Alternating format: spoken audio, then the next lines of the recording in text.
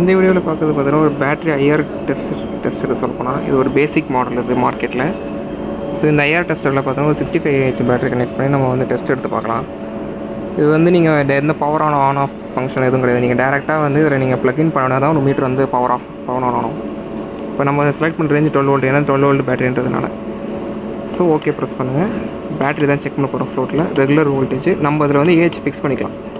Fast measurement இப்போ 7Hல் இருக்குது.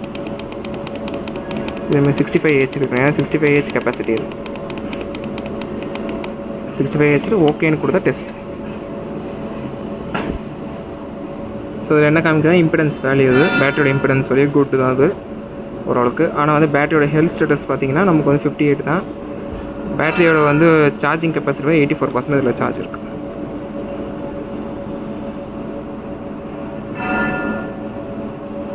So escape